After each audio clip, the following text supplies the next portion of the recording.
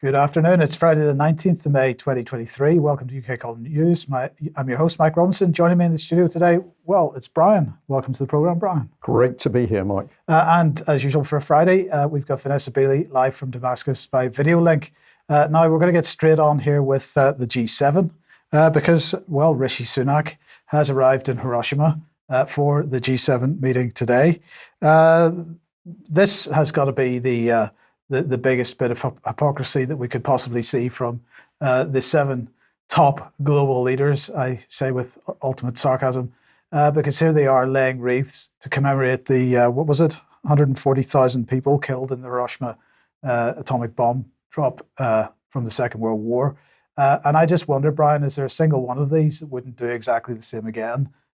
This time in Russia, perhaps? Well, they're well on the way to it, Mike, aren't they? Because, of course, we've got the depleted uranium sent into Ukraine, and we'll be able to report more next week. But it does appear that there are now a number of fully qualified people asking whether there is a fallout problem, nuclear fallout problem in Western Ukraine, and that fallout zone would extend into Poland. So there are a number of questions. So these people were quite happy. We lay wreaths on one day, the next day we pump depleted uranium into a war in Ukraine. I mean, hypocrisy.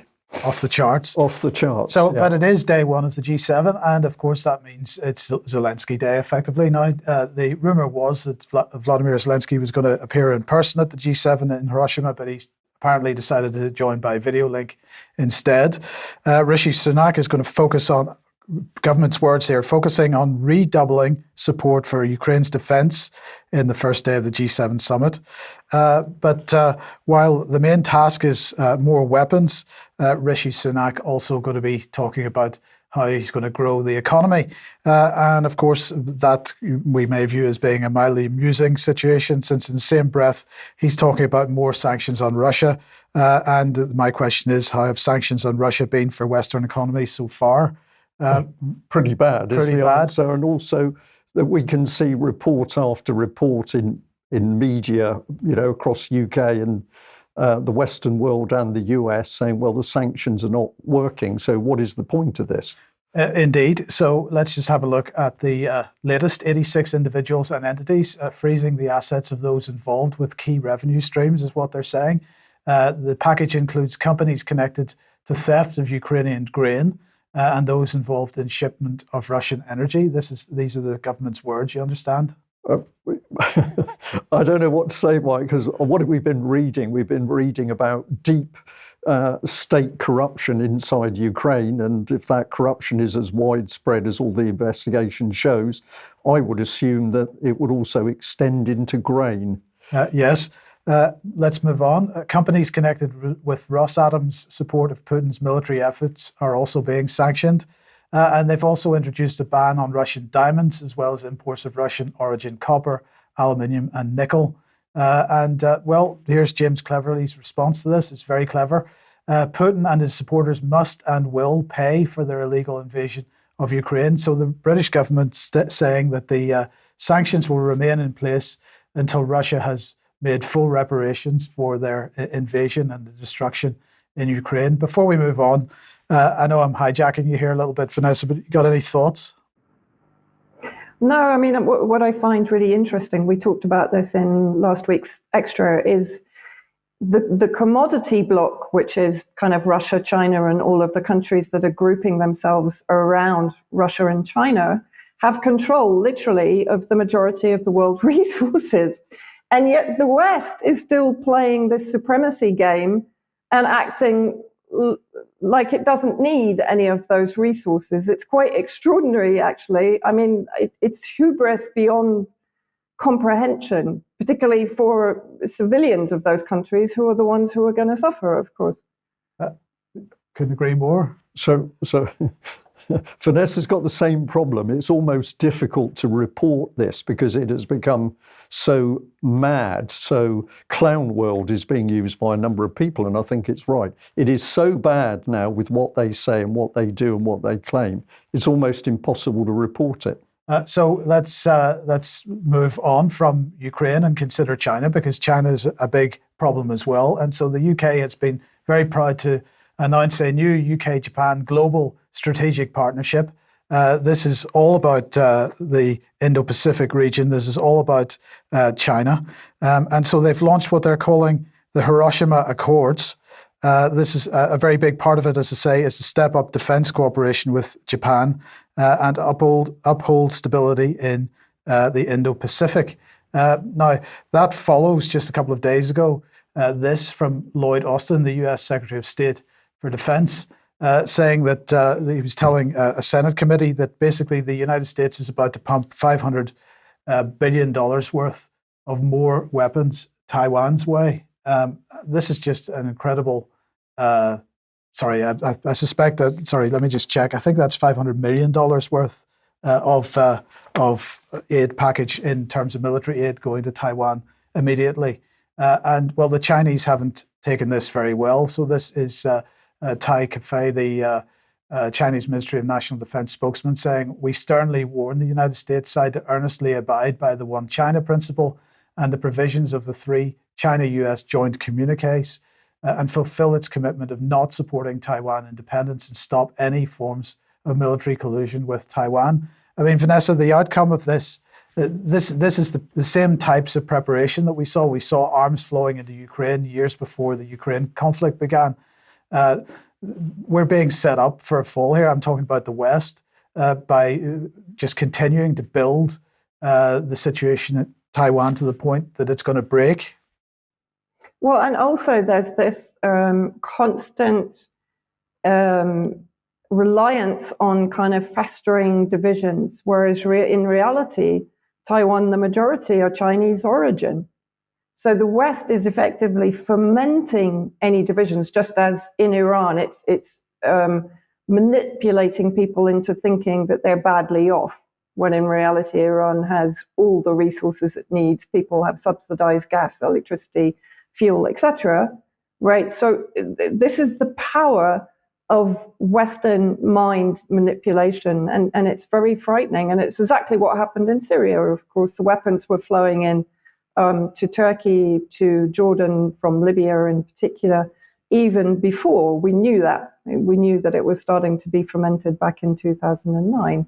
It's extraordinary. And yet people still kind of keep buying into the blueprint. That's another aspect of it that I kind of don't get. It's happened so many times, and yet people get bamboozled by the propaganda every time. Yes. Yeah. I'd just add here that there's something else that I pick up on, and that is what are the weapons that the US is putting in, because we know the US is out of ammunition for the Ukraine war. They can't produce the shells. Those shells have got to come from somewhere else. We know that they don't want to give away tanks. They don't want to give away further air defense systems. And even if they did, and it's Patriot, that's not performing in Ukraine. So it's almost like Taiwan is buying into the hype of, I usually come back to the American film Top Gun. So they buy into the hype that America is still a superpower and it's got this phenomenal military capability and the industrial base to support war. But the reality is they haven't. So Taiwan is being stoked up on the hype of what the US claims to be, but the reality is that if the fighting starts, a lot of those weapon systems are not going to perform. That's how I see it at the moment. Vanessa. Well, is there any potential that those weapons that are going into Taiwan eventually are going to be nuclear? Also, because as far as we know, that hasn't happened in Ukraine apart from depleted uranium. But as you say, what have they got left in the arsenal to send into Taiwan? And they also have Africa on the back burner, or a little more on the front burner now. Yes. Yeah. Well, this is a very good question. Now, just to finish off on the Hiroshima Accords, one other aspect of it that Rishi Sunak was very keen to let us all know about was a signature on an agreement with the Japanese over cybersecurity. And as part of that, Fujitsu UK will join the Industry 100 at the National cybersecurity center. And I don't know if you're aware of this little grouping, but it's a little grouping of 100. Well, if we look at it, we've got military, industrial, banking, and Tesco's. So on. I think we should highlight Tesco. Absolutely. So as you shop, you're going to be helping this little group of people. So this is the reality coming out of the woodwork, that this is nothing to do with national governments. This is to do with global governance. Global governance and global corporations now showing themselves as to who's really taking power. Yes. Okay. So let's move on then. And Vanessa, Assad is off to the Arab League. Yeah. Very interesting that I found out today that the actual agreement to allow Syria back into the Arab League, Syria, of course, was one of the founding members, but the agreement was arrived at on the 80th anniversary of the founding of the Ba'ath Party in Syria. So some very sort of momentous dates coming into play there. But if we play the video, I'll just talk over it. It's probably the easiest. This is President Assad arriving yesterday afternoon in Jeddah for the summit today. He will take his seat at 1 p.m. today. And he's already basically, since his arrival, he was met by very high-level delegation. And he brought with him a very high-level delegation, including Dr. Buthena Shaban, his longtime political and media advisor, and also translator and interpreter for his father, of course. And Faisal Muqdad, the foreign minister, Ayman Suzan, the deputy foreign minister of Syria. They've already had a number of bilateral meetings, including with Tunisia, which was televised this morning on Syrian TV. And he's planning to meet with Egypt, with Iraq, with Algeria.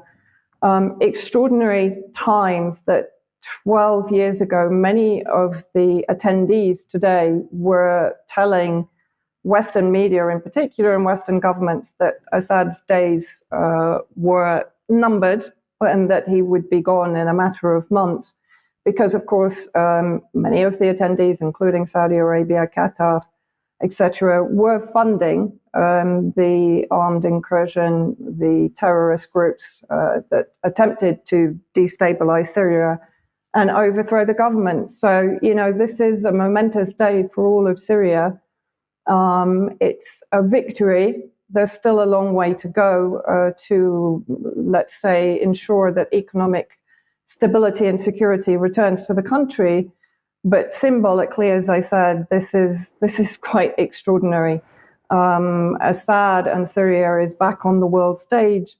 And, not with their cap in hand, I have to say, President Assad has been very cautious in, let's say, his gratitude for being allowed back into the Arab League. He sees it very much that Syria should never have been excluded, that Syria, as I said, was a founding member, and that the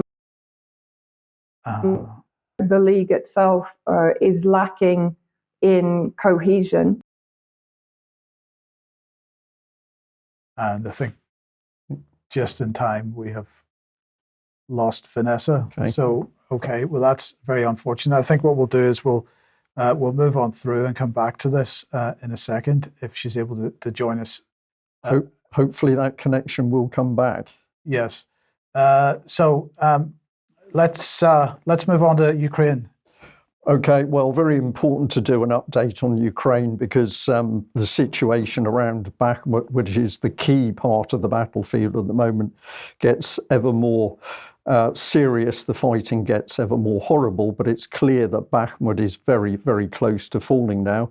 I'm going to thank the military summary channel. I've taken a screenshot from one of their excellent analyses on Bakhmut itself. So the city area covered largely, the dirty red colour is Russian-held territory, and the little blue squares show positions of Ukrainian forces. And if we just add to that a little bit, the Russians have been fighting day and night to take over the last remaining strongholds of Ukraine, and that largely includes the central so-called citadel area, of the very large high-rise buildings, which we've shown before. If you look where the blue and yellow symbol is, still down in the the southern sector of Bakhmut, there's still territory held by Ukraine, but that is now also coming under huge pressure. And the other thing to mention is that there have been Ukrainian counterattacks on the flanks of Bakhmut, and military summary and some of the other people analysing the situation suggest that these were done to force the Russian troops away from the last remaining communications lines so that Ukrainian troops would be able to safely pull out of Ukraine itself. So though that attack, the Ukrainians did capture relatively small amounts of ground, but they nevertheless achieved it. And this has given the opportunity for the final Ukrainian troops left in Bakhmut to withdraw to the west-southwest. If I have a look at Weeb Union, another excellent analysis, which is usually daily, you can see a little bit more detail here with the coloured areas, which show how the Russian forces have taken over block by block and more recently building by building in order to secure the city. But again, you can see the area just to the northwest of the Weeb Union logo. You can see areas still held by the Ukrainians. Now, I'm just going to play this bit of video on screen to show the sheer horror of what's been going on. This is panning round, looking to the west, now up to the north and round to the northeast. And it's showing incredibly heavy Russian shelling of the Ukrainian stronghold. Reports say that this level of shelling has gone on day and night for days, so clear proof that all the claims Russia was running out of artillery rounds, complete nonsense. But it's been this level of shelling followed up by clearing of the buildings by the Wagner units themselves that have finally forced the Russians out. And here in this very clear drone footage, you can see the full scale of that stronghold. These are all the high-rise buildings now largely burnt out and smoking, and the Ukrainian forces withdrawn.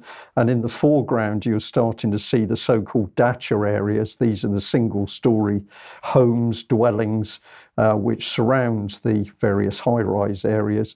And the dacha areas absolutely flattened with the amount of shelling.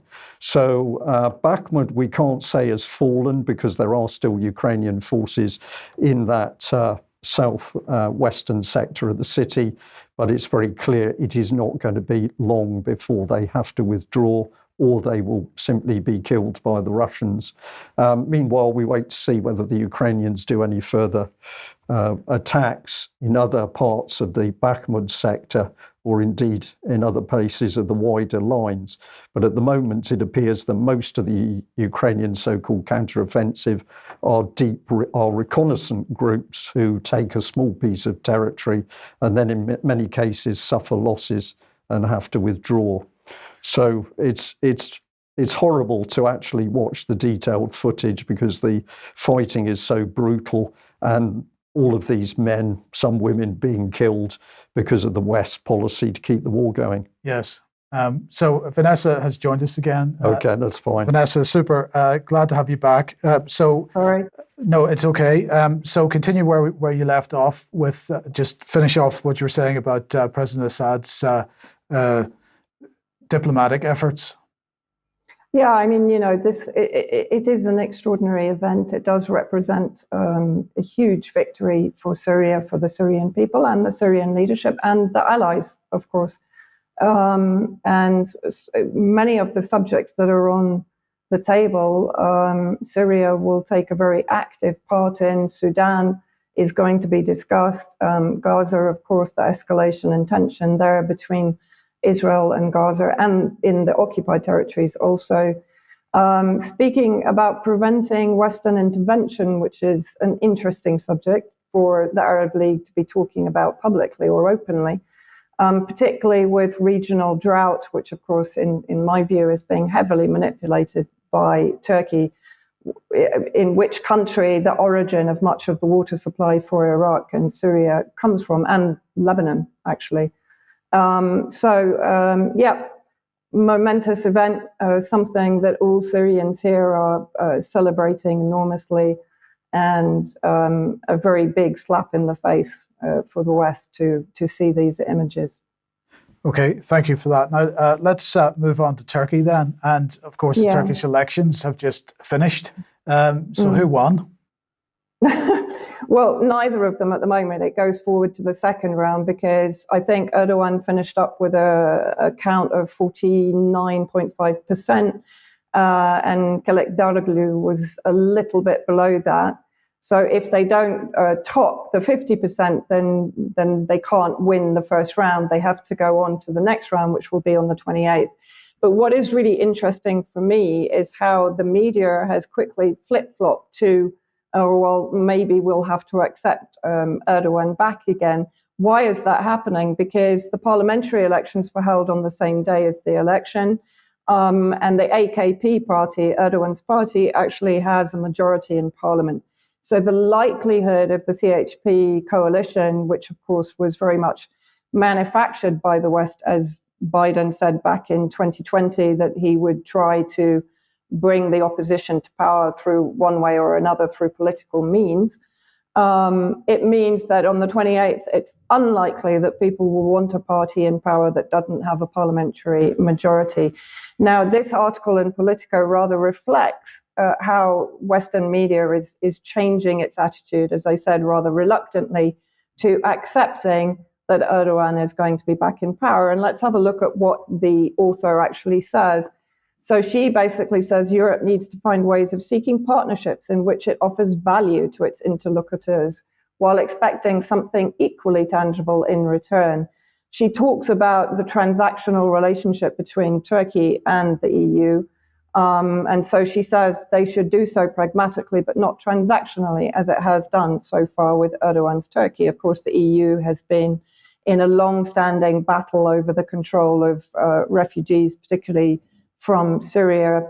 And it's one thing to have an honest conversation where Europe sets out what it needs and what it can offer, framing both within the contours of rights and law. But it's quite another to preach values while cynically pursuing transactions, hoping deep down that political change within those countries will never expose the West's contradictions. Has she come out with a little bit of truth in that final paragraph? Very unusual in journalism these days. Yes. It's Vanessa, it's very, very soft though, isn't it? Because what she's talking about is gross hypocrisy in the West. It's not a few little contradictions. We're talking about massive hypocrisy. But maybe that's as far as she could go in that publication. Well, Vanessa, coming back to Syria for a second, this is the cradle, and they're claiming an exclusive on this. The US and Syria holding secret talks in Amman. What is going on? Well, this is very interesting. This came actually immediately after what we talked about last Friday, which was the US bill in Congress to prevent normalization with President Assad by imposing yet more sanctions and restrictions on the countries that are normalizing relations with President Assad and with Syria. And this claimed exclusive meeting came after that bill had been tabled. Now, it's not the first time that the US has claimed to have held secret talks, but what is interesting is what it was about. Now, Syria came to the talks, apparently, according to the source that provided the information to the Cradle, to talk about the withdrawal of US troops. The Kurdish issue was not brought up either by the US or by Syria, apparently, according to the source that supplied this information to the Cradle, which apparently is reliable. But it's about the efforts to free the missing journalist, I put in inverted commas, Austin Tice. Now, let's have a look at, just very quickly, who is Austin Tice. Austin Tice is a former US Marines Corps veteran who fought in Iraq and Afghanistan. He was at Georgetown University, which is well known for incubating CIA operatives, at the Law Center. And before his final degree year, he happened to go to Syria in 2012, embedded himself in southern Damascus in Darayya, which was one of the kind of hot areas for the violent protests by the Muslim Brotherhood factions that we know have been weaponized by the West for decades against various Syrian governments. And he was kidnapped on the 14th of August in 2012. Now, the US has always claimed that the Syrian government captured him and that they have him in detention. The Syrian government has always denied that. In 2018, the FBI increased its reward for information on Austin Tice to $1 million. In December 2018, his parents said that the best chance were direct talks between Syria and the United States. In 2022, Biden actually met with the parents, iterated again that he was certain it was the Syrian government that had Austin Tice in detention, and talked about direct talks with Syria. Now, apparently intelligence back-channel negotiations have been going on, but this is the first time that we know of a meeting in Oman where effectively they are trying to negotiate for Austin Tice's release, although the Syrian government is still denying all knowledge. But that is quite possible, because if he was in Darayya, it's also very possible that any one of the armed group factions could have taken him prisoner. It could be that the Syrian government has some intelligence on his whereabouts. But my point would be the US is making every effort possible to find this guy. When Serena Shim was murdered, probably by Turkish intelligence in 2014, the US turned a blind eye. It did nothing to investigate that. So in my view, Austin Tice was a very high-level operative. He has information that the US does not want to get into the wrong hands. FBI offering $1 million. I mean, you know, this is a very interesting case for me. I'll be following it closely. Okay, brilliant. Thank you. Okay, let's come back then to... we just need to skip through two slides. We're on to Patriots is where we want to go to. We'll get there as quickly as I can. So here we go. Patriot missiles, defense system Ukraine, likely damaged. Well, I felt we had to talk about this subject because this one is another incredible story. But in the last few days, according to the Russians, they destroyed a Patriot battery and they damaged another one. And this has now brought Patriot into the Western media. So here's the headline: Patriot missile defense system in Ukraine likely. Here's this qualified language that we talked about from the British Ministry of Defence: likely damaged, US officials say. I have no doubt that at least one system was taken out.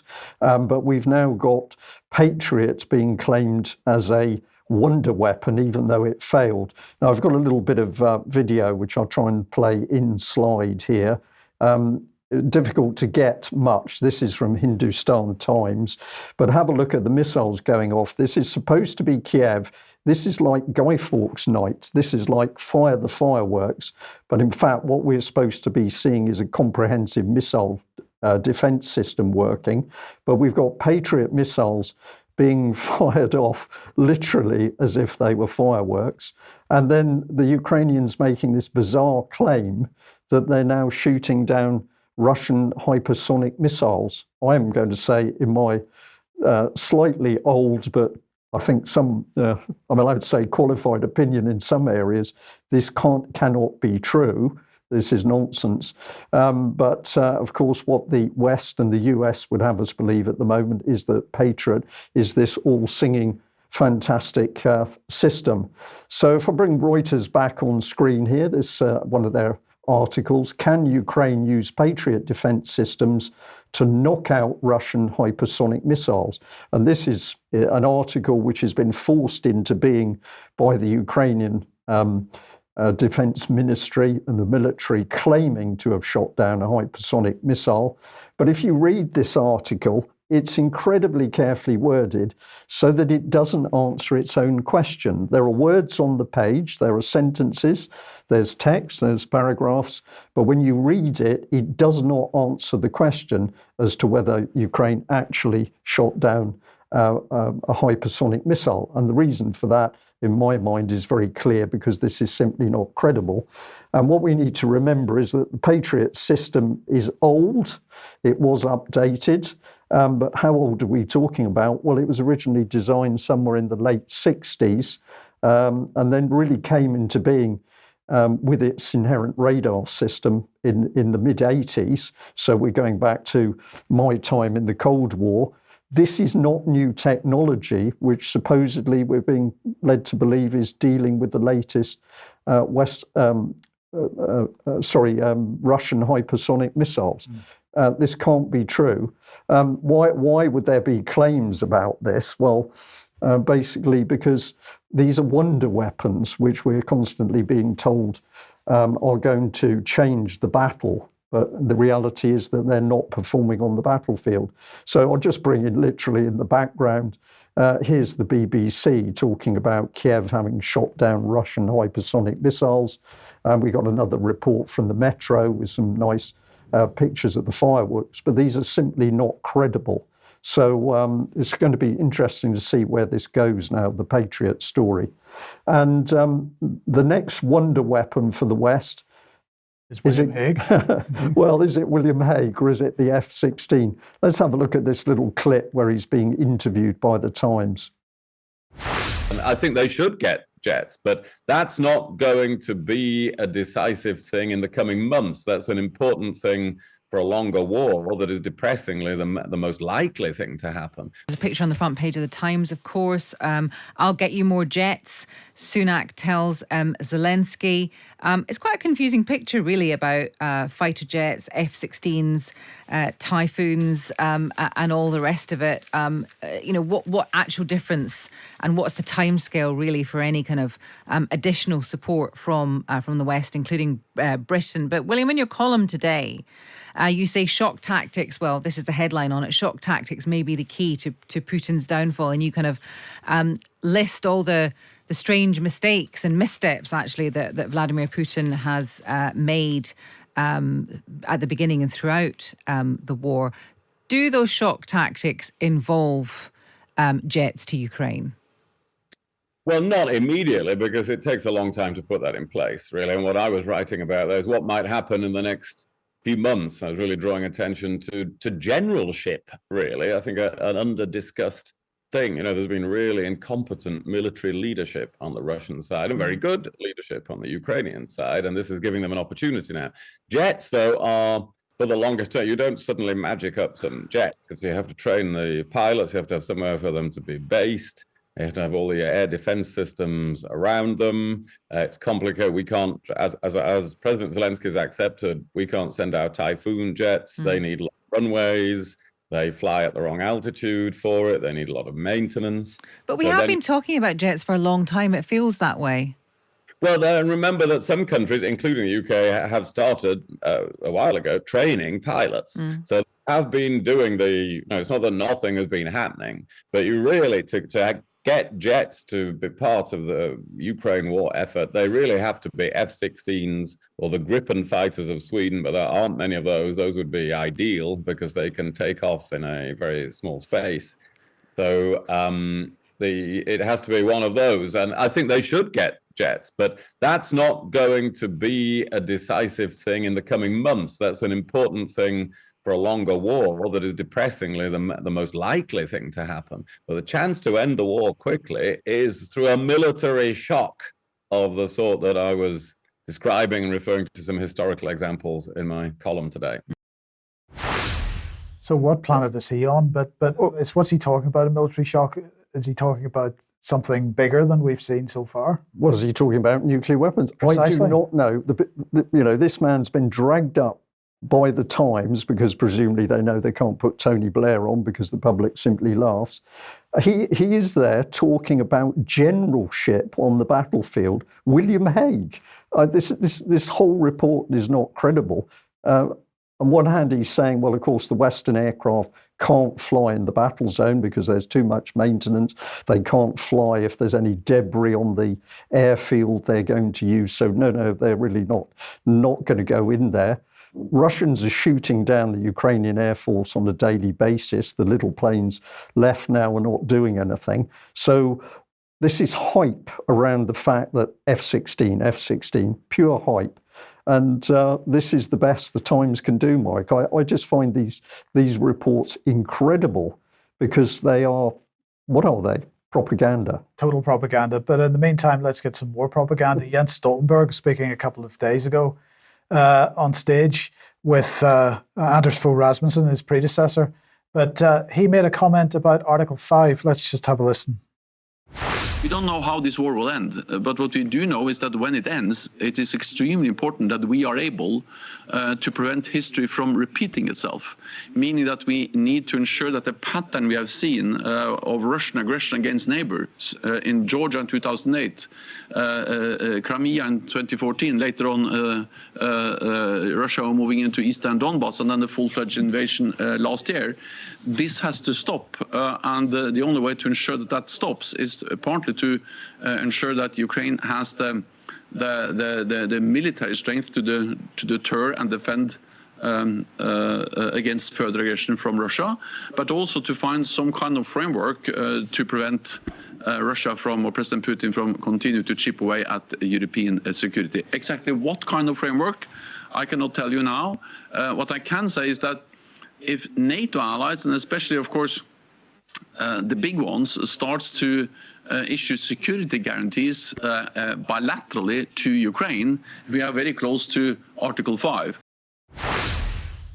And this just seems incredibly stupid and incredibly dangerous. So what he's saying is, because Article 5, as everybody will know, is the agreement within NATO that it's effectively all for one for all. If one member is attacked, all the other members of NATO come riding to the rescue. But what he's now suggesting is that a new framework is required, where if, say, Britain decides to offer security guarantees to Ukraine, and Ukraine is attacked, that would, Ukraine not a member of NATO at this point, any third country that any of the other NATO members makes an agreement with, that would be viewed as being Article 5 issue, and would bring the rest of NATO in as well. This is just insanity. So it's making up NATO policy on the hoof in order to suit the requirements of the Ukraine war.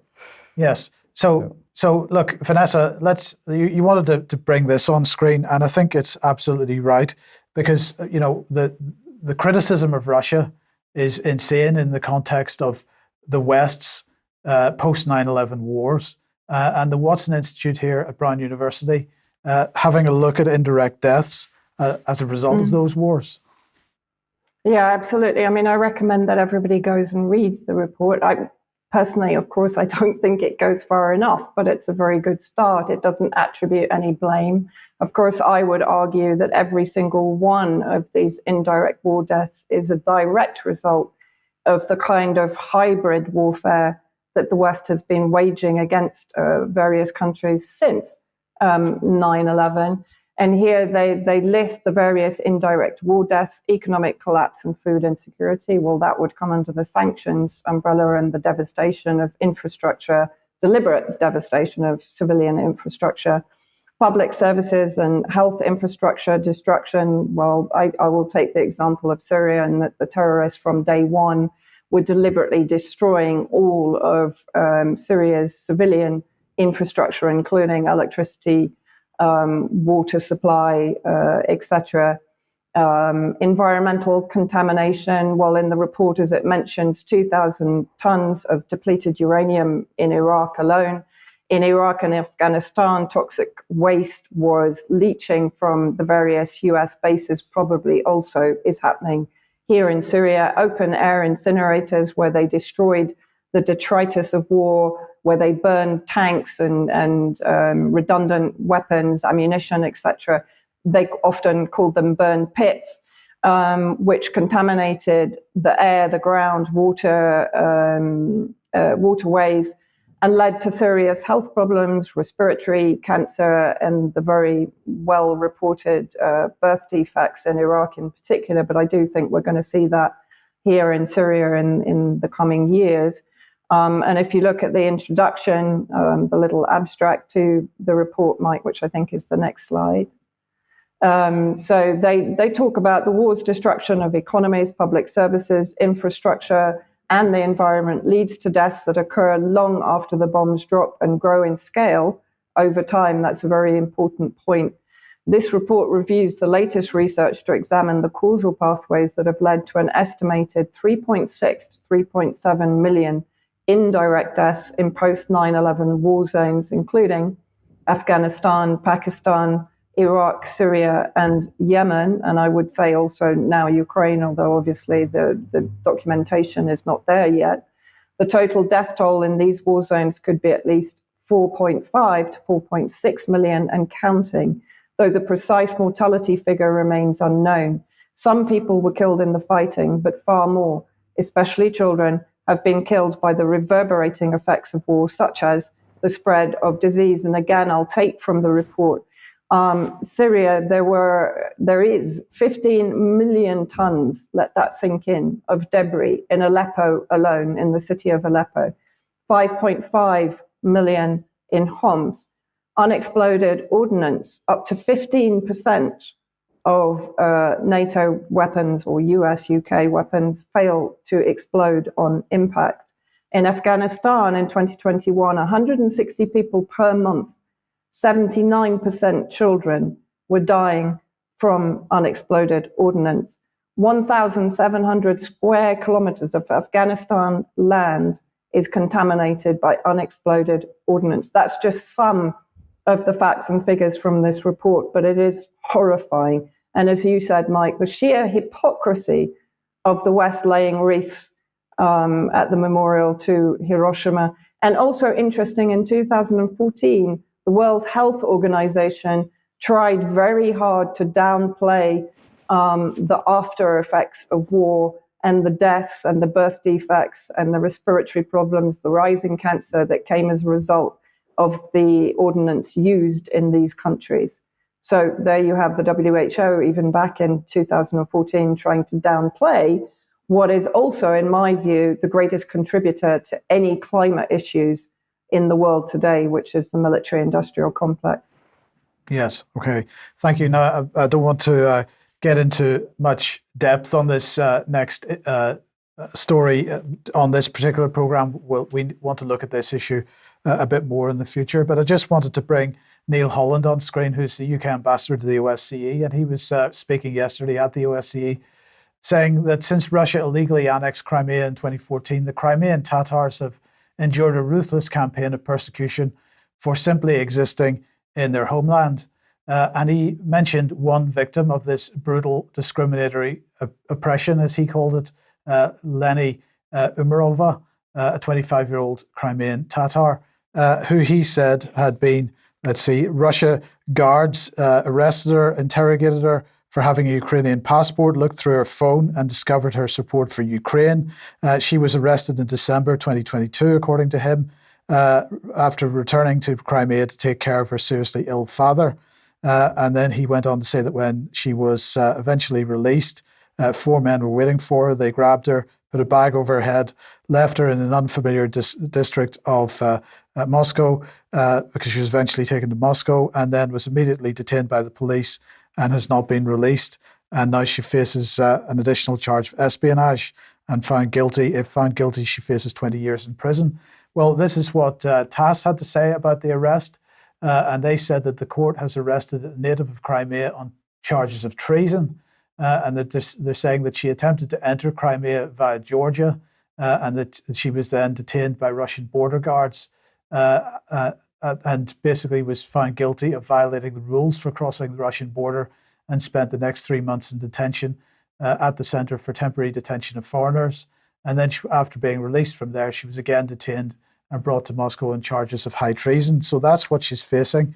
But Vanessa, we wanted to highlight this article in Strategic Culture to give a little bit of it, just to touch on the background of this, because it's not what the British are saying it was. So just to take a couple of quotes from this, it says, in the first half of the 1990s, the Ukrainian authorities encouraged the resettlement of Crimean Tatars in Crimea, and by 1995, their numbers had increased to around 10% of the population.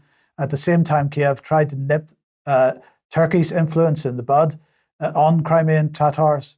And so in 1998, Kiev made the process for obtaining citizenship more difficult for Crimean Tatars and abolished the quota for the representation in the Supreme Council of Crimea, which at that point was 14 seats.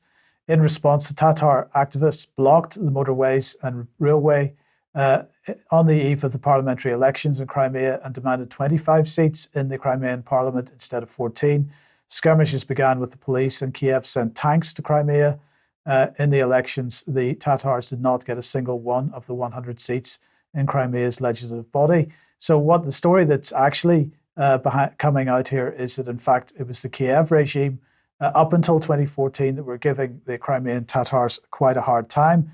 The article goes on to say, during the 23 years of Crimea's stay in Ukraine, there was not a single law passed on the rehabilitation of previously deported Crimean Tatars or a single program for the resettlement. Yet on the 21st of April 2014, just a month after the law was signed making Crimea part of Russia, President Vladimir Putin signed a decree on the rehabilitation of Crimean Tatars and other repressed minorities in the peninsula. Now, as I say, I'm not in a position at this point to go into this in any great depth, but this is, again, another sort of inflection point, shall we say, where the British are trying to paint a story of another country treating a minority in a particular way, when in fact it was, in this case, the Ukrainian government that was being particularly hard on that particular minority up until 2014. And Vanessa, it just becomes increasingly difficult to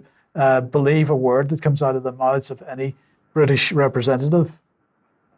Well, absolutely. And Kiev actually only recognized the Mejlis, which is the highest representative body of the Crimean Tatars, after 2014, after the people of Crimea voted to reunify with Russia. So that again demonstrates the hypocrisy. The Mejlis themselves, or the more extremist factions among them, tried also to create another Maidan in Crimea itself in 2014. And those that left the peninsula, some of them, Hizbut Tahrir, actually ended up in Syria as extremist Sunni factions, fighting alongside groups like Al-Qaeda. But it's also worth mentioning that since 2014, you mentioned the decree on the rehabilitation of Crimean Tatars, but also in 2019 and onwards, there has been a program to build mosques alongside Orthodox churches for the Crimean Tatars.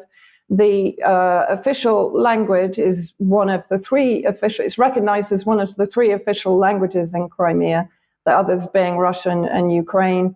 And actually, I believe when this article was written, there was an interview with the head of the Mejlis, who basically said, we support the democratic choice of the people of Crimea to unify with Russia, and we support it.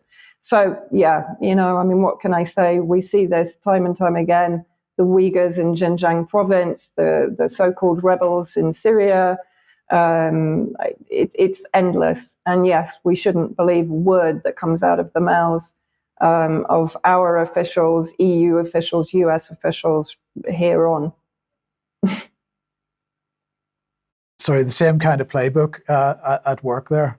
So anyway, let's move on to this very briefly, because I certainly hadn't heard about this, but quite an incredible building, a massive new US embassy complex in a tiny Mideast nation. Which particular tiny Mideast nation are we talking about?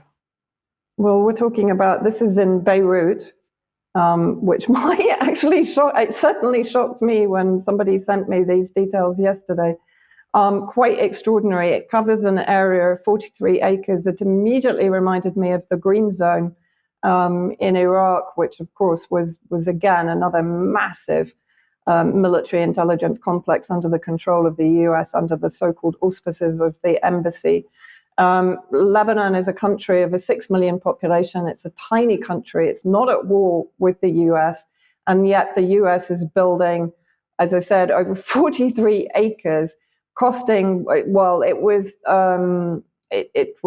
believed to cost 1 billion back in 2015, but I would say that it's gone way beyond that now.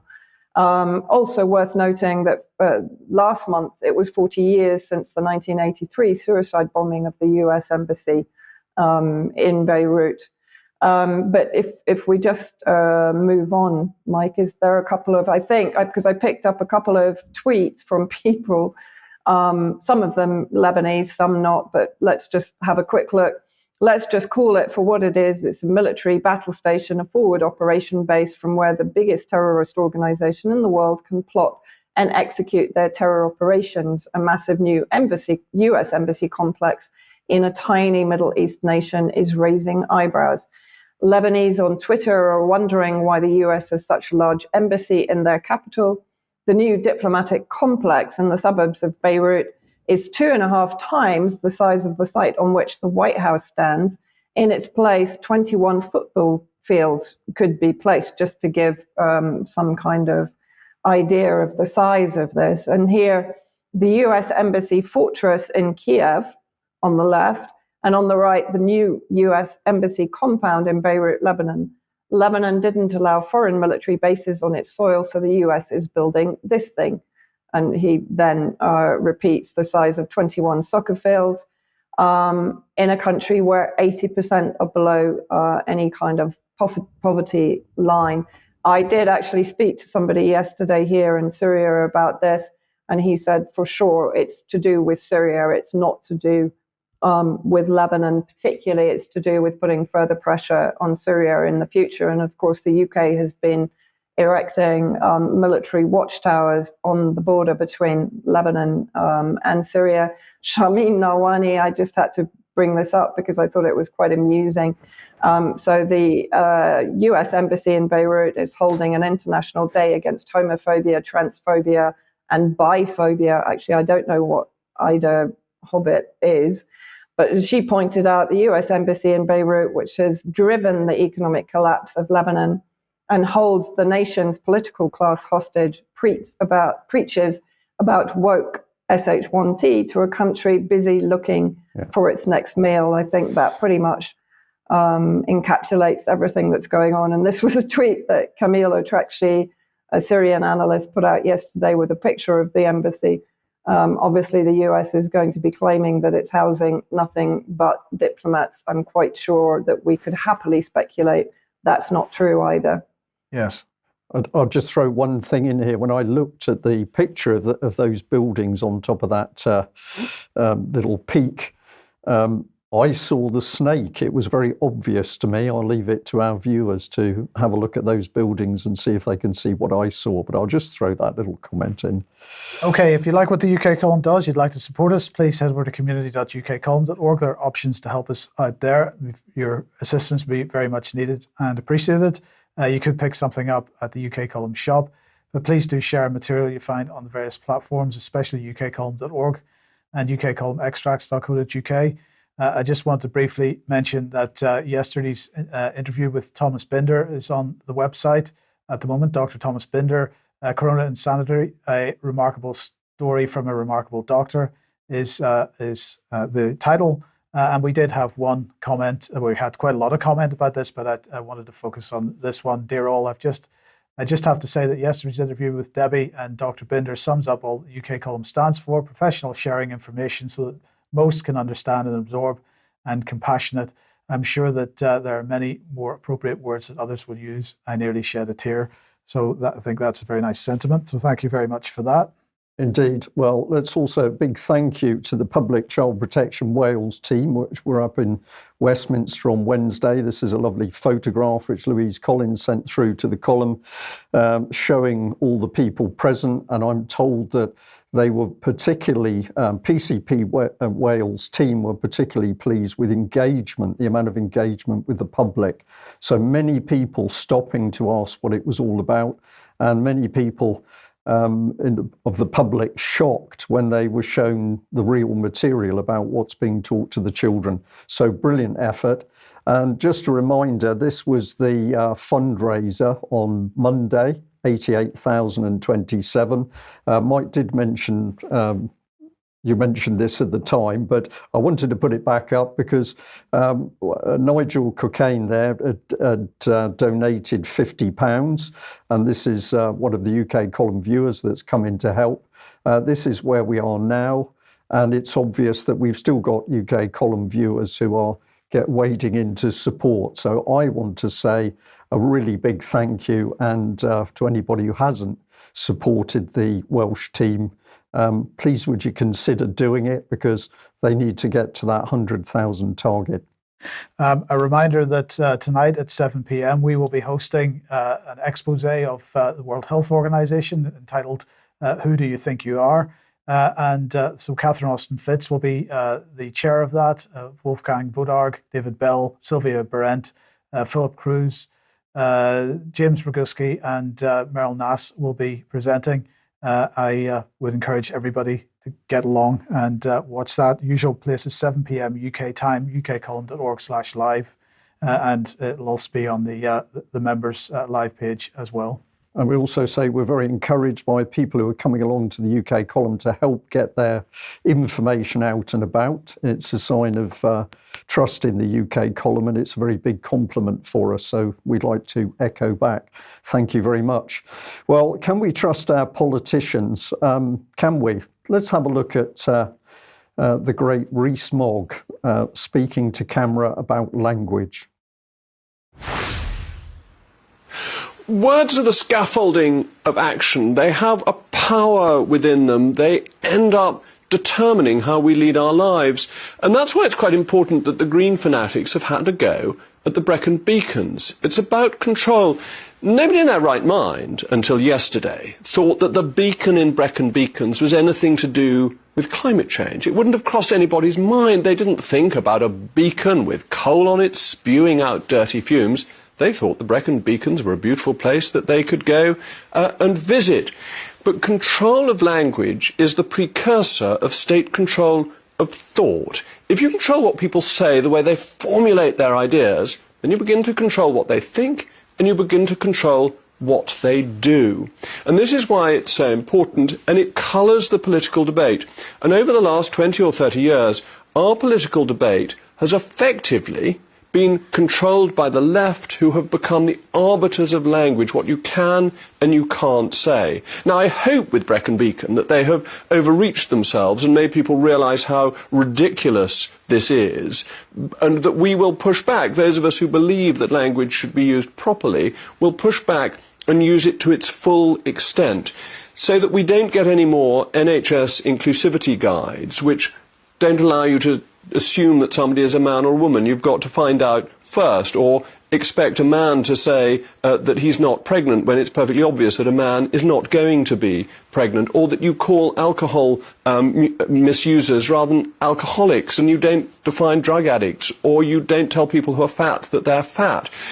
If you don't tell people the truth, how are they able to learn? How are they able to know what the basic need is for them? And this has been going through the civil service as well. There are 441 woke training courses in the civil service, some of which I tried to get rid of when I was in the Cabinet Office, such as check yo privilege, give me strength, which we all need, leading without authority. As Minister for Government Efficiency, I did try to get rid of 250 of these, but there were still over 100 left. Well, I found this a fascinating monologue to camera because, of course, according to Rees-Mogg, it's all a fault of the left, and it's all a bit ridiculous, but it's those left-wing people that brought this policy in. Well, let's just... Well, he did mention leading beyond authority. He did mention leading beyond authority, but of course, what he didn't mention is where that actually came from. So let's bring this up on screen. And okay, that's fine, bring it up on screen. So we've got Common Purpose boasting that David Cameron, the then Prime Minister, was working for Common Purpose, bringing future leaders who were going to lead without any form of authority for those leaders from UK and India. So this was at the heart of the Tory party. There's nothing socialist about it, unless Rees-Mogg doesn't actually understand, what David Cameron is, and he's some left-winger in disguise. So I just found this incredible. But let's also remember that we've got Francis Maude here, who was the transparency man for the Tory party, and he was boasting that the Conservatives had unleashed applied behavioural psychology, boasting that they could change our views and values. And of course, a key part of this is the use of language. So this is nothing to do with some buried left-wing scheme. This is at the heart of the very Conservative Party, which Jacob Rees-Mogg is part of. So I just found the clip astonishing. And is it just him, or is it GB News that doesn't understand what's really been going on? So let's just follow it through, because this has all been reported by a UK column years ago. This was the government Mindspace document, which came out of a Tory government. You can see the authors there. David Halpern at the heart of the government, pushing out all of this policy to control people's behaviour, largely with the help of manipulation with language. On it went, but we'd also got Imperial College in there. What a surprise. And then when we start to look at it, we find things we should really pay attention. Potential for controversy. Policymakers know that attempts to change citizens' behaviour may well be controversial. This is particularly true giving new evidence about how people act and new ways of applying this evidence. Government legitimacy rests on the fact it represents and serves the people, and thus it's vital that their views are taken into account when considering any attempt to influence their behaviour.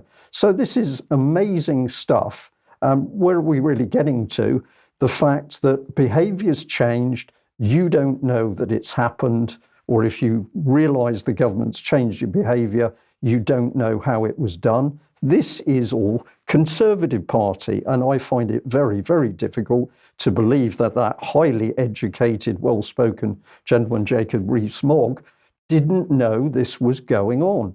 And of course, recently, we've had the use of applied psychology during the COVID lockdown, making people feel more frightened in order to get the agenda through.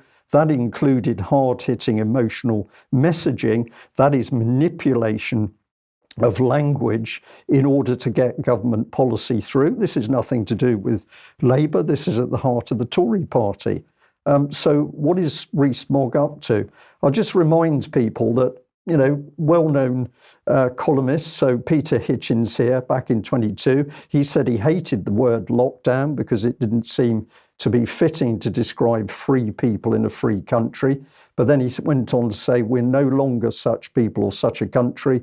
We've become, quote, muzzled, mouthless, voiceless, humiliated, regimented prisoners. So against that background, this is the question I want to ask, really. Rees-Mogg, is he completely ignorant of the implementation of these policies by his own Conservative government? Are we really to believe he did not know, or was he confused as to what was going on inside the Tory party? Or is he deliberately misleading the public as to the origins of the political control of language to gain political power?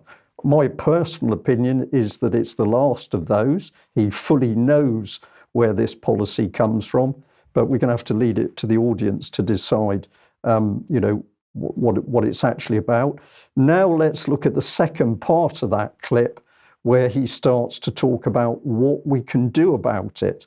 And I wanted to bring this on screen because actually there's quite a lot of truth in what he's saying. So let's see the clip. So what we've got to do is push back to get control of our own language and not use the newspeak terms. So what do I mean by this? Well, say things as they are. Call spades spades. If you're a Yorkshireman, call a spade a shovel. Be clear. And don't give in to the politically correct brigade, or indeed to those with a political agenda. Why on earth do people not still refer to Burma? Why are we told what to do by a totalitarian regime that got rid of a democratically elected regime? Why do we go along with that? We shouldn't. We should call Burma, Burma.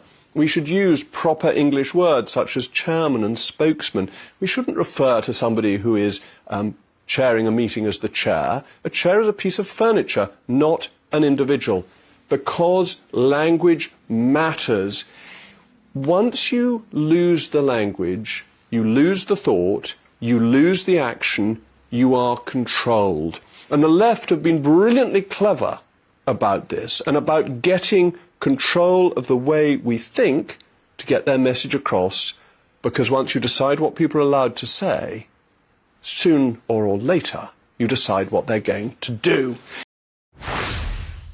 So I'm going to leave it to our audience to reflect on that. But for me, in the first part of the clip, he is clearly not telling the truth, because the truth is that the Conservative Party has been at the heart of using the manipulation of language and still very much is. But nevertheless, what he says in that second part, that the language needs to be challenged at every opportunity, is certainly correct. And of course, we'll turn that straight back on Jacob Rees-Mogg and say, which language are you using? Because are you using truthful language, or are you manipulating the public by trying to blame it on the left-wing brigade instead of the Tory party? Vanessa, have you got any thoughts just before we go? No, but I mean, other than what you've been talking about, but I think it's interesting to watch his body language. What I find with British politicians across all parties now, they've become so coached and so stuffed. They don't move. They don't have, there's nothing genuine or honest about them when you actually look at their body language. What they're saying is another thing. Generally, we have to assume that's not honest at all. But the body language is so staged. Yes.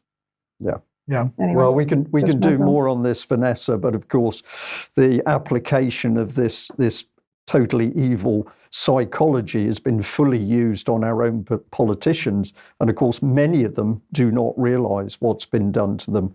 But we'll do more in future UK column news editions. Okay, we've got to finish there, so we'll be back in a couple of minutes if you're a UK member for some extra, and otherwise I guess we'll see you on Monday at 1 p.m. as usual. Don't forget the symposium begins at 7 p.m. UK time this evening, ukcolumn.org/live. I hope to see you there as well. Otherwise, have a great weekend. Okay, bye-bye. Bye-bye.